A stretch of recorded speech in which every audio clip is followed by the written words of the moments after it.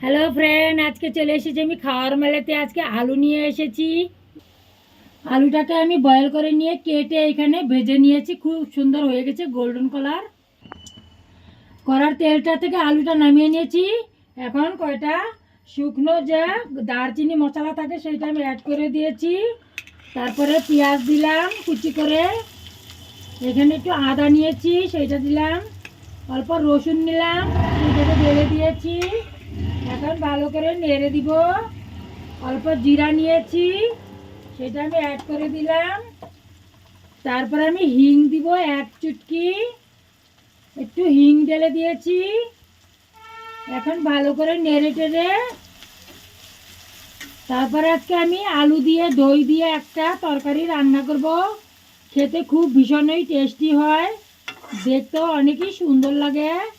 Golden কালারের মতন পেঁয়াজটা আমি ভেজে নিব। পেঁয়াজটা গোল্ডেন হয়ে গেছে। এখন আমি একটা টমেটোর বড় সাথে নিয়েছি, সেটাকে অ্যাড করে দিলাম। টমেটোটাকে একটু গলিয়ে তারপরে আমরা মশলাকে অ্যাড করে দিব। দই আলু ভীষণই ভালো হয়, অবশ্যই ঘরে একবার ট্রাই করে দেখবেন। আজকে আমরা দই আলু করছি, তার জন্য দই নিয়েছি। তো এখন আমি একটু ধনিয়ার পাউডার দিয়েছি, আর অল্প আমি জিরার পাউডার অ্যাড করলাম। 1 চামচ নুন অ্যাড করেছি। তারপরে এখন আমি ভালো করে এটাকে মিশিয়ে নিব, দইটাকে মশলার সাথে। মেশানো হয়ে গেছে। আমরা তেল ছেড়ে দিয়েছে কড়াইয়ের মধ্যে। মশলাটা দুটো লঙ্কা দিলাম শুকনো, আর একটা তেজপাতাকে 2 টুকরা করে দিয়েছি। একটু নেড়ে টেড়ে এখানে আমি লঙ্কার গুঁড়ো অ্যাড করব, বেশি দিব না। 1 চামচ লঙ্কার গুঁড়ো অ্যাড করেছি। কালারটা বের হয়ে যাবে মশলার সাথে মিক্স হয়ে। দেখুন দেখতে কি সুন্দর লাগছে, মশলাটা তেল ছেড়ে দিয়েছে।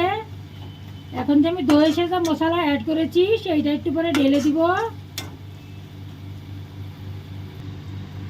এখন আমি দইটা মিশিয়ে নিয়েছিলাম ধনিয়ার জিরার পাউডার দিয়ে, সেইটাকে আমি ঢেলে দিয়েছি।